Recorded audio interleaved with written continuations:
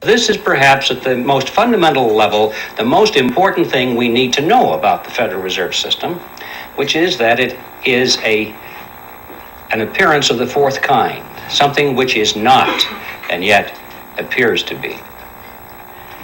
When I did my research on this topic, I came to the conclusion, which may startle you folks here, that the Federal Reserve System does not need to be audited.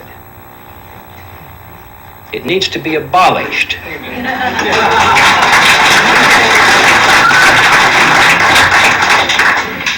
And the reason I say that is because I'm sure that if they audited the Federal Reserve System, they would find out that it's doing exactly what it's supposed to do. There's no secret there. There is no shenanigan going on behind the scenes. It's all out in the open. If we'll just study the Federal Reserve System on the basis of what we know already, if we read their literature, if we'll dig into the history, we find out that it's one of the greatest scams of all history. Out on the surface, it doesn't need an audit. An audit, I'm sure, would merely delay the process for a couple of years, give the American people the false impression that something is being done about this problem, and at the end of 2 years, they'd say, well, the books are clean. I came to the conclusion that the Federal Reserve needed to be abolished for 7 reasons, actually, and I'd like to read them for you now. I've stated them in rather concise terms. Hopefully they'll have some shock value, so you can remember them. And here they are. First of all, it is incapable of accomplishing its stated objectives. 2, it is a cartel operating against the public interest. 3, it is the supreme instrument of usury. 4, it generates our most unfair tax. 5, it encourages war. 6, it destabilizes the economy. And 7, it is an instrument of totalitarianism.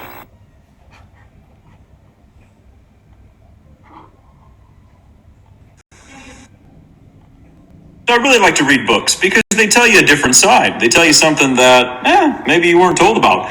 But it's interesting, when you get into the Federal Reserve, you realize that the Federal Reserve runs the economy. They increase the interest rates and tank the economy whenever they feel like. And we get into Social Security, income tax, and good old Karl Marx. That's where Social Security came from. Then someone's like, what do you mean all the parties are taking over and complete control of the policy based on the Federal Reserve? Look at that. This is a great one too. The sudden death of 1928 leads to the Great Depression by bankers. President of Banker Trust. People might ask, well, who runs it all? The Rothschilds, the Lazards, the Loebs, Warburgs, Lehmans, Goldman Sachs, Rockefeller family, and check that, J.P. Morgan. All books like this came out and they burned them. Why is your country at war? Woodrow Wilson ordered government agents to seize and to destroy the printing plates and copies of this book in the spring of 1918. Wonder why that is. You got this fun one. The price of gold is set by the Rothschilds.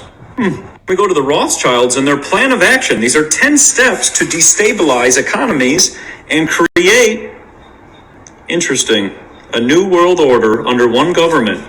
Remember in Germany when they arrested the Rothschilds? You get into the Bolshevik Revolution. Remember that whole thing? Orchestrated by bankers, this banker specifically. And then we go to who has stock in the Federal Reserve. Look at the names. You might know a couple of them. There's a couple more.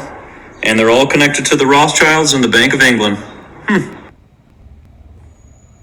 Yep. There is more. Well, you asked the question in your book, The Creature from Jekyll Island, what is the Federal Reserve, and what is your answer? Well, what it is, it's a cartel. It's not a government agency. It has the appearance of it being a government agency, and they went to great lengths to give it that facade. It does have the power of government because Congress voted to give the power of enforcement to it. But in its essence, underneath it, it's a cartel. It's nothing different than a banana cartel or an oil cartel or sugar cartel. It happens to be a banking cartel. They got together, they drew up the rules and regulations for their own industry, to self-regulate their own industry is what cartels do, and then they sent it to Congress, and they took off the label at the top that said banking cartel, and they erased that, and they said Federal Reserve Act. Congress passed it into law, and that's why we think it's a government agency, is because if you don't obey the rules that they set down for their own industry, you go to prison. And so it looks like a government agency. But basically the answer to your question is it's a banking cartel. Exactly. You are about to discover the system that is ultimately responsible for most of the inequality in our world today. The powers that be do not want you to know about this, as this system is what has kept them at the top of the financial food chain for the last 100 years. Learning this will change your life because it'll change the choices that you make. If enough people learn it, it'll change the world because it'll change the system. For this is the biggest hidden secret of money. Never in human history have so many been plundered by so few, and it's all accomplished through this, the biggest scam in the history of mankind.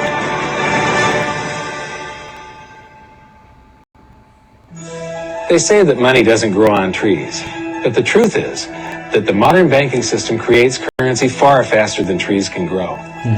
Most people don't have a clue how currency is created. Economists and bankers make it sound so complex that people think they can't understand it. But I'm going to strip our monetary system down to its essence so that you can see the scam behind the curtain and just how it affects you. Every modern society creates currency in pretty much the same way. But since the US dollar is the majority of the world's currency, I'm going to use the United States as our example. It all starts when some politician says, vote for me and I'll make sure the government provides you more free stuff than my opponent will. But there's no such thing as a free lunch. So to provide that supposedly free stuff, the politicians vote for the country to spend more than its income. This is called deficit spending. To pay for that deficit spending, the Treasury borrows currency by issuing a bond. So what's a bond? If you think about it, a bond is really nothing but a glorified IOU. It's a pretty piece of paper with numbers printed on it that says, loan me $1 trillion today, and I promise over a 10-year period I'm going to pay you back that $1 trillion plus interest. But what you need to understand is that Treasury bonds are our national debt. These glorified IOUs are to be paid back by you and I and our descendants through future taxation. Therefore, when the government issues a bond, it steals prosperity out of the future so that it can spend it today. The Treasury then holds a bond auction, and the world's largest banks show up and compete to buy part of our national debt and make a profit on it by earning interest. You'll notice that as we move through this process, the big banks are there, taking a cut every step of the way. This isn't by chance, as you'll see shortly. Then, through a shell game called open market operations, the banks get to sell some of those bonds to the Federal Reserve at a profit. To pay for the bonds, the Federal Reserve opens up its big old checkbook and writes bad, bogus, counterfeit checks that should bounce because they're drawn on an account that always has a zero balance. There isn't one penny in there. To quote from the Boston Federal Reserve, when you or I write a check, there must be sufficient funds in our account to cover that check. But when the Federal Reserve writes a check, there is no bank deposit on which that check is drawn. When the Federal Reserve writes a check, it is creating money. The Fed then hands those checks to the banks, and at this point, currency springs into existence. The banks then take that currency and buy more bonds at the next Treasury auction. But what is a check? A check is also an IOU. When you write a check, you're making a note that says, here's my IOU for cash. All you have to do is go to the bank and pick it up. Now, it's very, very important that you understand this process because we're going to come back later and show you the devastating effect this has on you. The Treasury issues IOUs, bonds. The banks then buy those IOUs with currency. The Federal Reserve then writes IOUs, checks, and hands them to the banks in exchange for the Treasury's IOUs, the bonds. And currency is created.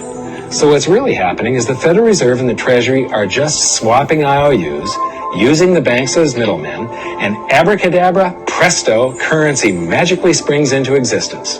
This process repeats and repeats over and over again, enriching the banks and indebting the public by raising the national debt. The end result is that there's a buildup of bonds at the Federal Reserve and currency at the Treasury. This process is also where all paper currency comes from. The Federal Reserve and the government mistakenly call it base money because they didn't watch episode 1 of this series and they don't know the difference between money and currency. But I will correctly refer to it as base currency because it is not money. It is currency, and as we've learned, there is a big difference. Money has to be a store of value and maintain its purchasing power over long periods of time. We learned in episode 1 that earlier in our history, our paper currency was just a claim check. It was a representation for real money of intrinsic value, the gold and silver that was held on deposit at the Treasury. You could walk into any bank and slap your currency, like say a $20 bill, on the counter and redeem it for real money, a $20 gold piece. But now, this base currency that's piling up back here is really nothing but a receipt or a claim check on an IOU, that bond. So it's really nothing but a supply of numbers. The Treasury then deposits the newly created currency into the various branches of the government, and the politicians say, hey, thanks for that. And the government does some deficit spending on public works, social programs, and war. The government employee and wars. Which brings us here real quick. We'll come back to that. Still have more to play. And wars.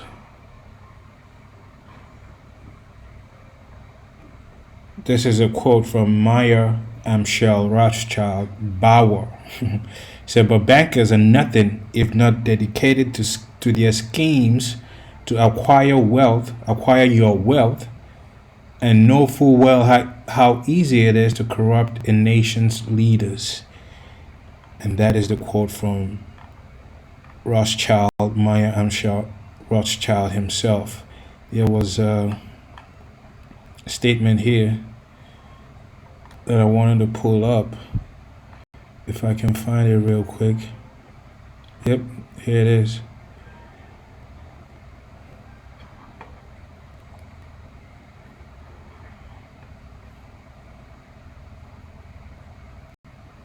Give it a minute.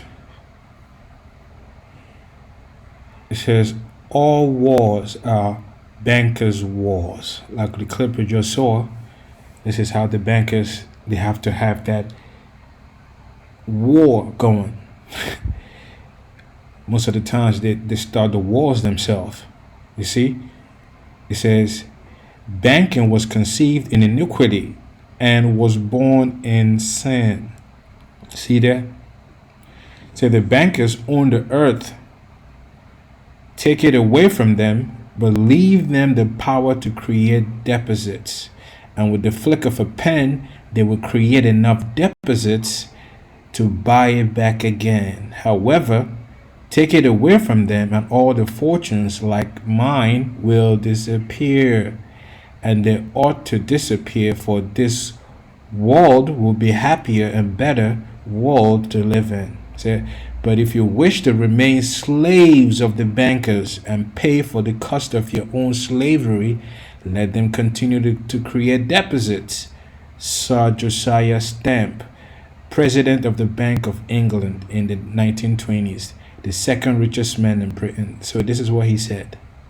He says, I know many people have a great deal of difficulty comprehending just how many wars are started for no other purpose but to force private central banks onto nations. So let me share a few examples so that you understand why the U.S. government is mired in so many wars against so many foreign nations.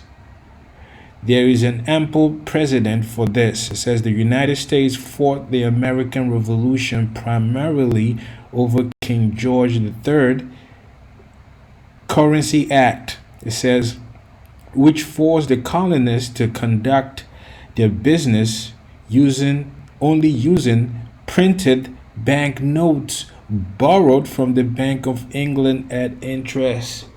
All wars are bankers' wars. All praises to the Most High Yahweh Bahashem Yahushai Bahashem Rachaha Kodash. Double honors to our apostles and elders of Great Millstone who taught us this truth and continue to teach us this truth. Peace, salutation, shalom, shalom, shalom to all your brothers and sisters out there that are of the household of faith, beginning with the 144,000 mighty men of the house of Israel, down to the men, women, and children that are allotted to be delivered in this latter days, who are of the elect, and to the brothers that are pushing this gospel in all sincerity and in all honesty. To you all, I say shalom, right? This is a very heavy topic and subject about the bankers, Federal Reserve, and all of that, right? And if you think for a second, Trump can correct all of this, you are delusional. You might as well check yourself into some mental asylum and just lock yourself up in there, because Trump cannot do anything to correct all of this. Now he cannot.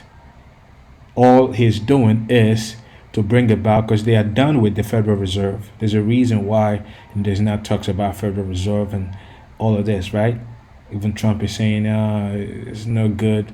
There are some wrongs in the Federal Reserve. I have that clip also.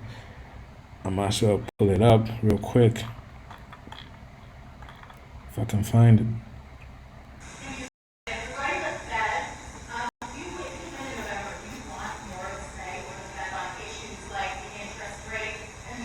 On defense? For the Federal Reserve. Federal Reserve. Right. Well, look, the Federal Reserve is a very interesting thing, and it's sort of gotten it wrong a lot. And he's tending to be a little bit late on things. He gets a little bit too early and a little bit too late. And, that's very largely it's a gut feeling. I believe it's really a gut feeling. And I used to have it out with him. I had it out with him a couple of times very strongly. I fought him very hard. And, we get along fine. But I feel the president should have at least say in there. Yeah, I feel that strongly. I think that in my case, I made a lot of money. I was very successful. And I think I have a better instinct than, in many cases, people that would be on the Federal Reserve or the chairman. There he is. He's saying Trump says the Federal Reserve has gotten a lot wrong, right? Why do you think that is? Because they are done with this scam. Remember, it is a scam. It was born in sin and iniquity, right? This that we were reading here. So, all wars are bankers' wars. Michael Rivero says banking was conceived in iniquity and was born in sin. The bankers own the earth. They own the earth. What do you think Trump is going to do? This guy's been making money way before Trump was even a thought. You see what I'm saying? He is there talking about, I made a lot of money, all of that. Well, these guys, they own the earth. The earth is given into the hand of the wicked, just like it tells you in Job 9:24. These are the ones that own the well, let's get that real quick. I gotta get that. This is who the scripture, the Bible is talking about when it says that.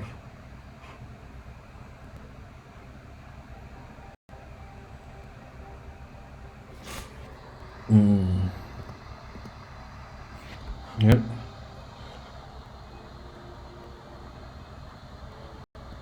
Let's look it up real quick. Job 9:24. The earth is given into the hand of the wicked.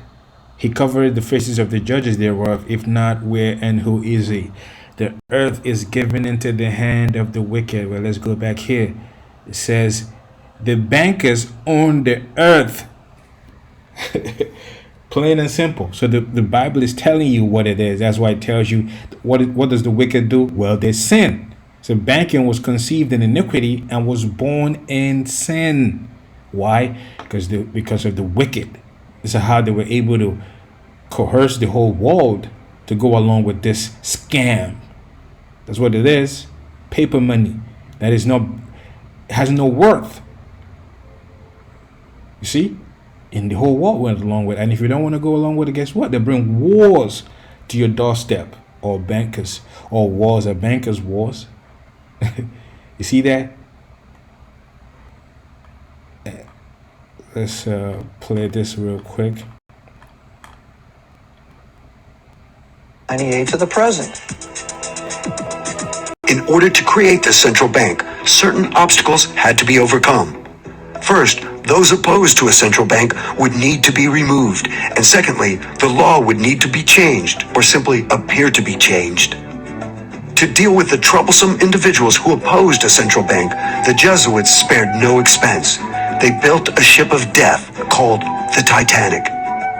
The sinking of the Titanic was a design of the Jesuit order to get rid of the opposition to the creation of a central bank in the United States.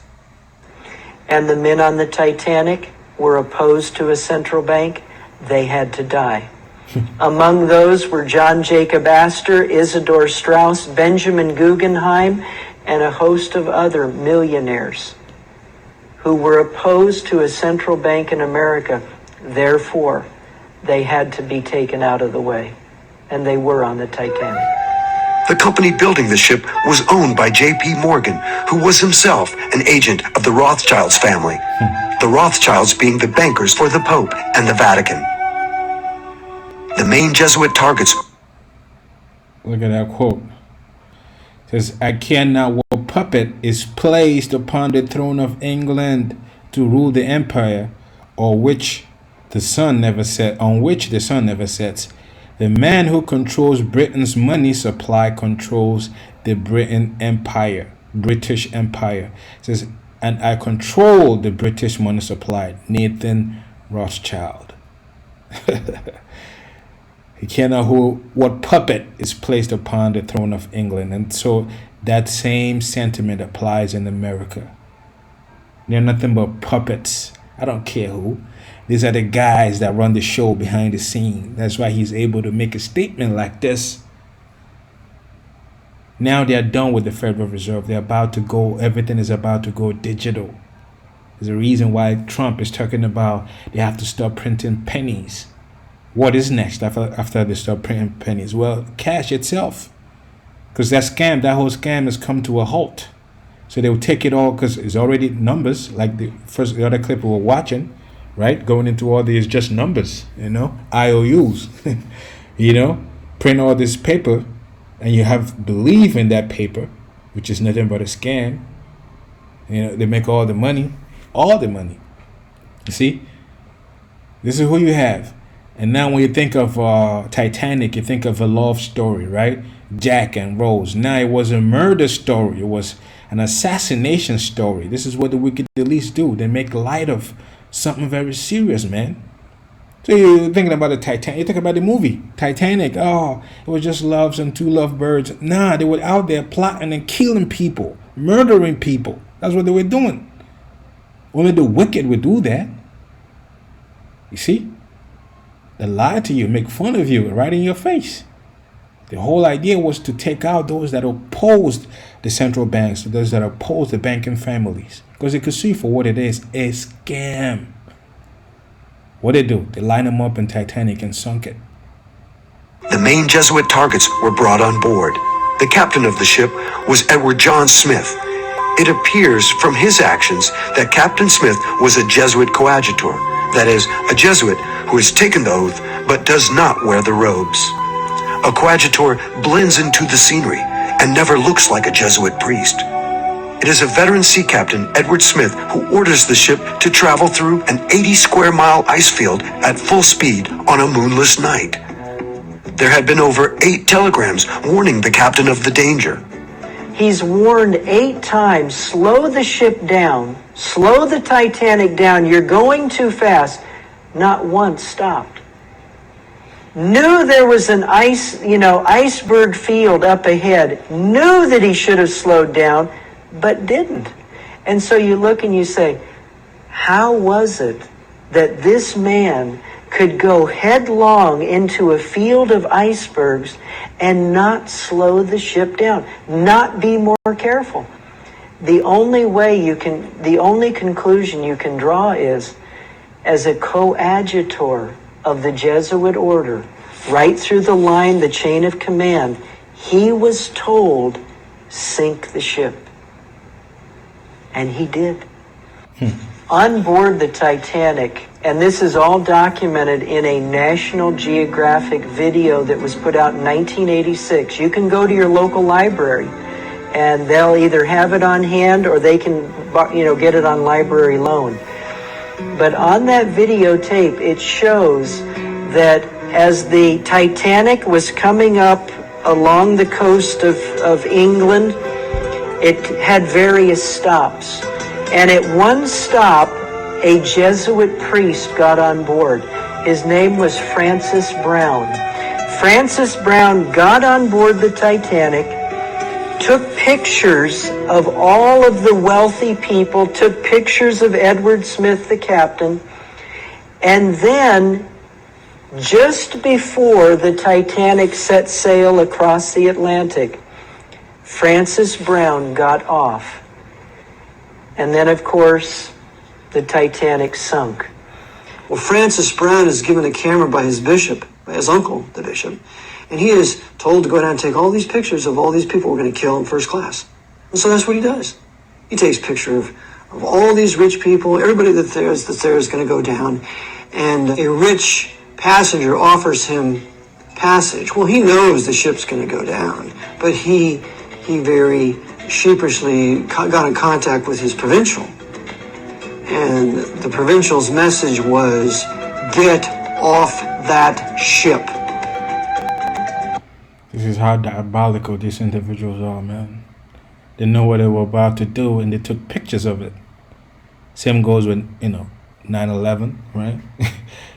It happened. It so happened that a lot of people had the insights of what was going to happen. They didn't show up that day, that particular day. A lot of these individuals, they didn't show up because they knew it was going to go down. 9/11, it happened. These are still the same wicked individuals running this whole show. It's still them till today. So if you think Trump is gonna miraculously bypass these individuals, you are sadly mistaken. What you have to understand is these are the ones that put the puppets in office. It is them. Not so much as this guy, but the banking families. Like Brown, another noted passenger, Jesuit agent J.P. Morgan, did not make the ill-fated sea voyage. Even though booked on the ship for passage to America, Morgan also fortuitously canceled at the last minute. Of course, J.P. Morgan, he had his own suite reserved for him. And there were some 55 men who at the last minute canceled their reservations on the Titanic. J.P. Morgan. 9/11. I got to say that again. 9/11. There were a lot of men that knew they had an inside scoop. They didn't show up. Morgan was one of them. Said he was sick. Oh, by the way, and don't load any of my art treasures on the Titanic either. So he didn't have any of his art treasures on it either. Didn't lose any of that. How do we know there was foul play involved with the Titanic? When the iceberg was sighted, it was First Officer Murdoch who attempted to port around the deadly object. This was sound enough, but Murdoch also ordered the engines into reverse. Author Wynne Wade asked the obvious question. As long as Murdoch was trying to veer out of the iceberg's way, why had he jammed on the brakes, so to speak, by throwing the engines full speed astern? Murdoch. Murder on the docking sheep. Little play on words, right? Murdoch. There was murder happening on the docks. In point of fact, the 1910 edition of Knight's Modern Seamanship clearly contradicted Murdoch's decision. The instructions are clear. Avoid reversing the engines. Wade sums up the situation by saying, Murdoch had maneuvered in a manner more likely to cause collisions than to prevent them.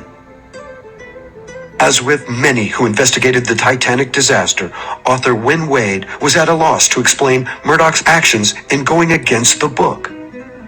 But the captain and Murdoch's actions were not the only telltale signs of treachery on the night the Titanic sank. And we see all sorts of anomalies in the Titanic. For example, when it was sinking, the emergency flares were to be red, so that ships in those lanes could see the Titanic was in trouble. Well, someone had taken away the red flares and replaced them with white flares, making it look like we were shooting off flares and having a party. And then the loading of the boats, we know that was a fraud. They didn't allow the lifeboats to be completely loaded. They were only half loaded, some 1/3 loaded, because the targets in the first class could not be allowed to board. And the Jesuits were not only the captain, but his officers, and there had been a strike in England at the time, and the men who were normally the ones who would man the ocean liners, they were replaced by Jesuit coadjutors ready to board because they were all under oath to die for the Black Pope if necessary. And so they did carry out the sinking of the Titanic. But how is it possible that So the big budget movie, Titanic, this fabricated love story that was, when you think about Titanic, that's what a lot of people think about. Leonardo DiCaprio and Kate Winslet, right? If you think about that. Meanwhile, the real tragedy was they were killing people on board. That's actually what they were doing. They were unaliving a lot of people. They were, opposed to the central bank, the banking family, so to speak, that will later on give birth to the Federal Reserve. will commit suicide as Captain Smith and some of his hand-picked crew obviously did? We have to understand that these men have died to their own self-will. And so they have completely been emptied of their own personalities, and upon the order of their commander will do exactly what they're told. There's no such thing as a disobedient Jesuit. This serves as a warning to all the other men of power, not only in our country, but in England and Europe. You mess with us, and we're going to do to you what we did to all those people on Titanic, and we're going to thwart the investigation. Because a subsequent investigation of the sinking of Titanic blamed Bruce Ismay, the right-hand man of J.P. Morgan, and Captain Ward of England. They were the scapegoats, when they could have easily blamed the men of power at that time. Saw who canceled their reservations. It was a Warren Commission all over again. 9/11 Commission all over again. It's a whitewash and cover-up, and that cover-up is even more powerful than the murder itself. After many of the leading opponents to a central bank had been removed, the Jesuits moved to obtain passage of the 16th Amendment and the Federal Reserve Act, both in 1913. So they created the Federal Reserve Bank to finance their crusades. Without the Federal Reserve Bank, there's no war in Iraq. Without the Federal Reserve Bank, there is no war in Iraq. All wars are bankers' wars. That is what you have. There's another one more clip I gotta play. The United States can pay any debt it has because we can always print money to do that. So there is zero probability of default. Look at that guy's face. The United States can pay any debt it has because we can always print money to do that. So there is zero probability. His face is like, oh no, he didn't just say that. Oh shit, he just blew it out. Of course, they can print money. They can. All they got to do is print money. It's not backed by anything. It's just paper. That's all there is. Paper money. There is this.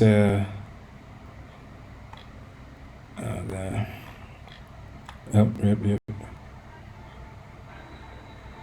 Do you notice that they have the same amount of ink on them?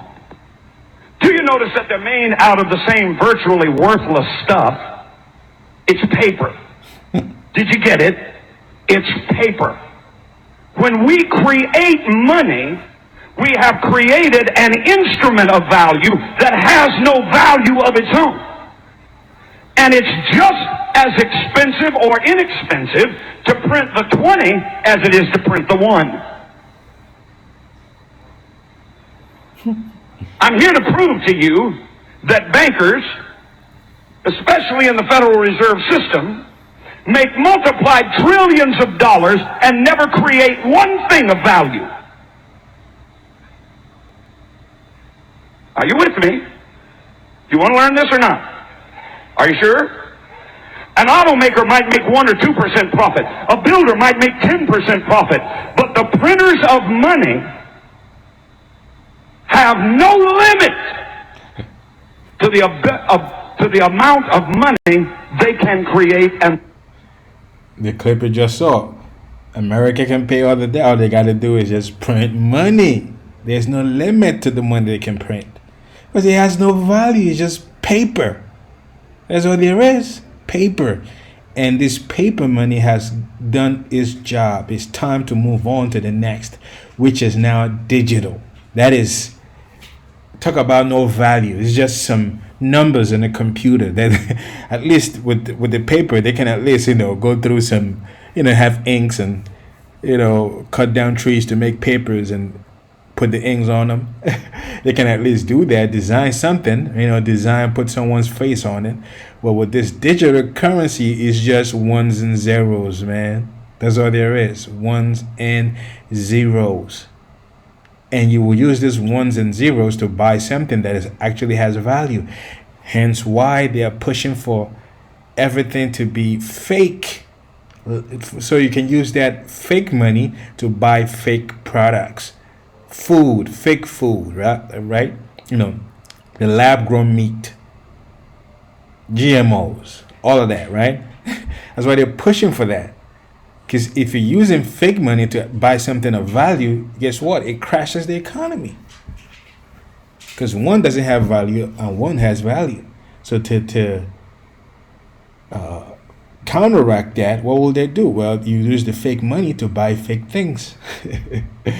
Oh man, the deception goes so big, man. The wealth that they can create for themselves. Money's the bloodline of a civilized society. It's the instrument by which a product is sold or bought. Reduce the supply of money below the necessary levels to sustain trade. Reduce the amount of this in the system below the levels necessary to sustain the current trade, and you create a depression. In 1930, let me ask you a question. Did we not have farms? In 1930, did we not have factories?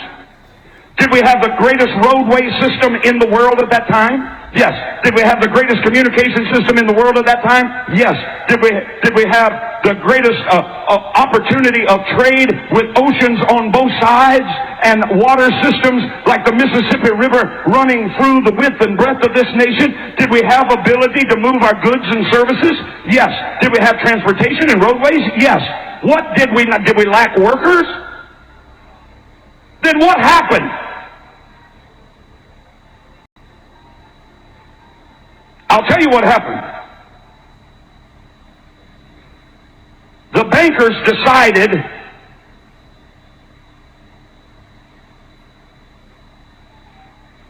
no more money for you.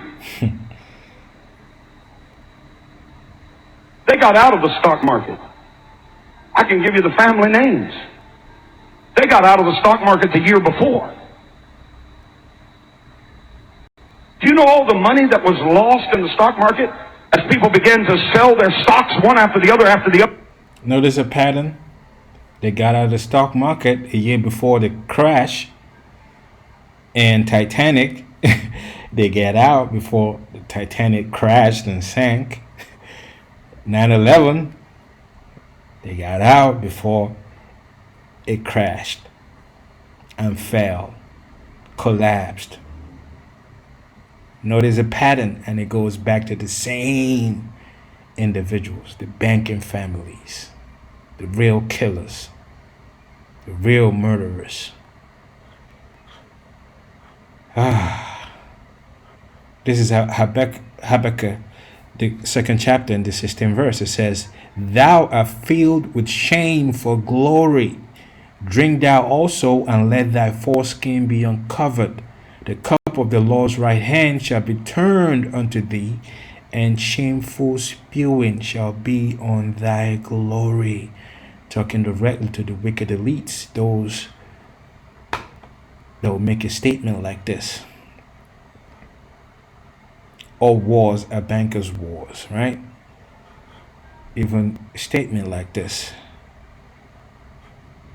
Give me control of a nation's money. I care not who makes the laws. Maya Amshel Rothschild Bauer. Right? He care not who makes the laws. It says, let me issue and control the nation's money, and I care not who writes the laws. The few who understands the system will either be so interested from its profits or so dependent on its favors, for there will be no opposition from that class. Shameful spewing shall be on their glory. The banking families that had to sink the Titanic to create this scam, this facade. Now that shameful spewing, how they got to where they are right now, owning the earth.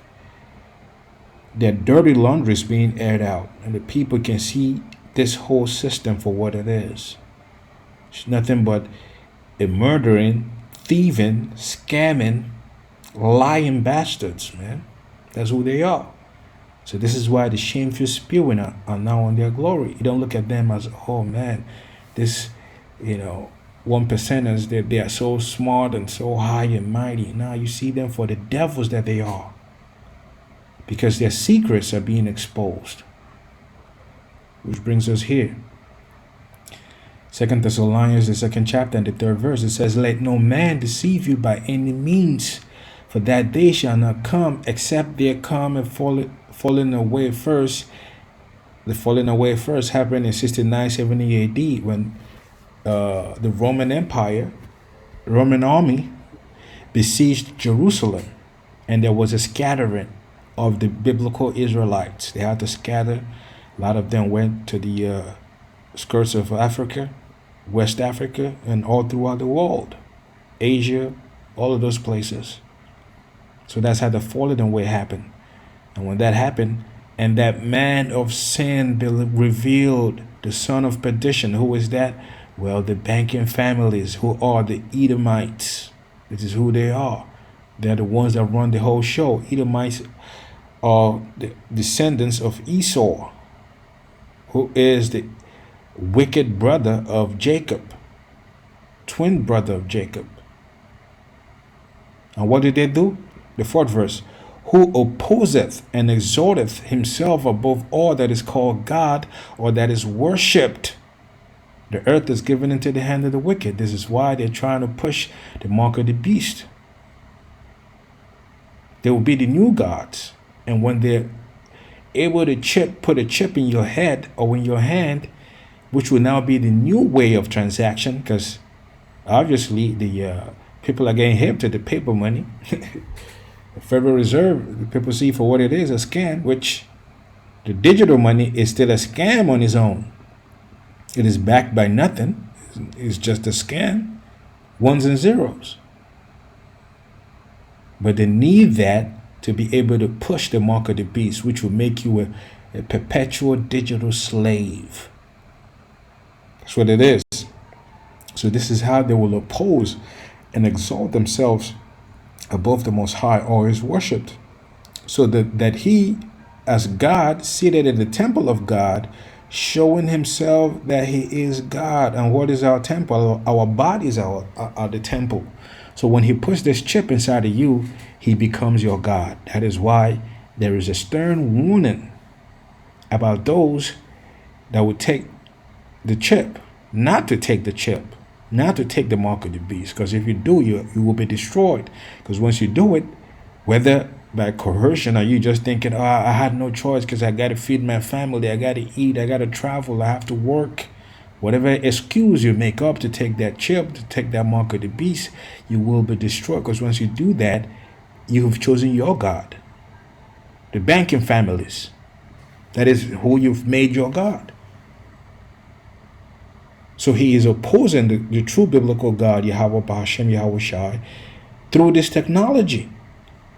And once you accept it, he becomes your God. And you will be destroyed for it. It tells you that in Revelations, the 14th chapter.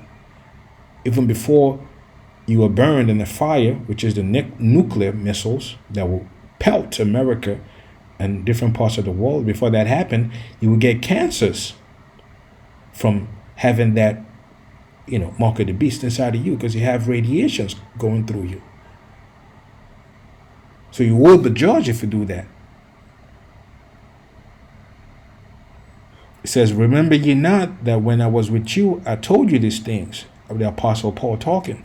It says, and now ye know what we hold it, that he may be revealed in his time. Who? The wicked elites, the banking families that run the whole show, which their lines go back to Edomites. Now they're being revealed. You can see them for who they are. They can't hide no more.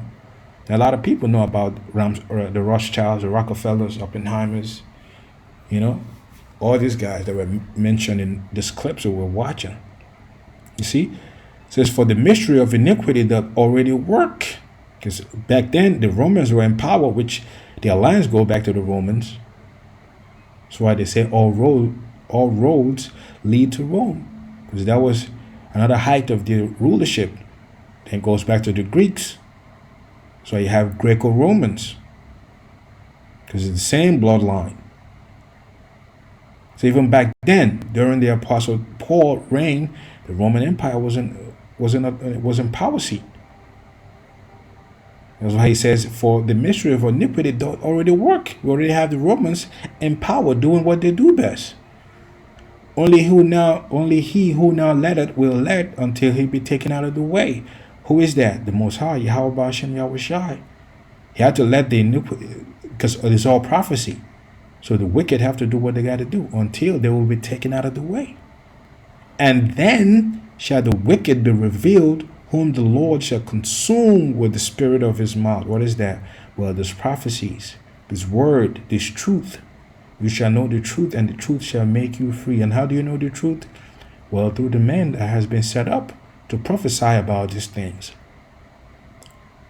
That is the spirit of the Lord's mouth, and shall destroy with the brightness of his coming. What is that? Well, what you known as the UFOs, UAPs. They will come and together with the missiles totally destroy the power structure of the banking families, the wicked elites. That's what the scripture is saying here. It says, even him whose coming is after the working of Satan, and with all power and signs and lying wonders. The technology, have all these technocrats. There's a reason why Elon Musk is now Trump's right-hand man. Same guy that's trying to put a microchip in your head, a Neuralink in your head. There's a reason why he's right there with Trump in the Oval Office talking about what they got to do. They always got to give you, we're trying to expose this and expose that and drain the swamp and all of that. That's why it says lying wonders is all a sham. Goes on with all deceivableness of unrighteousness in them that perish. So if you believe in these guys, you're just headed for destruction, man, cruising for bruising. That's all there is. If you believe that this man will actually, make things right, make America great again, all the selling point that they use, you have been totally deceived. So it says here, and with all deceivableness and unrighteousness in them that perish. Why? Because they receive not the love of the truth. You don't want to take the truth. No matter which faction you choose, Republican, Democrat, it's all the same thing. All the same lies. And they will lead you to the destruction, because you receive not the love of the truth, that they might be saved. And for this cause, the Most High shall send them strong delusion. So you are under the spell right now. If you believe that Trump is going to make it all, you're under the spell. You're under this delusion. That they should believe a lie. That they all might be damned who believe not in the truth, but have pleasure in unrighteousness. I mean, we can just stop right there. So beware. Be very wary who you trust in these days. They can just lead you to your death. Lead you to your own very own demise. And with that, all praises to the Most High, Yahweh Ba'ashem, Yahweh Shai, Ba'ashem, B'chah HaKodash. Double honors to apostles and elders of Great Millstone who taught us this truth and continue to teach us this truth. Peace, salutation, shalom, shalom, shalom. See you next time, Lord willing. Shalom.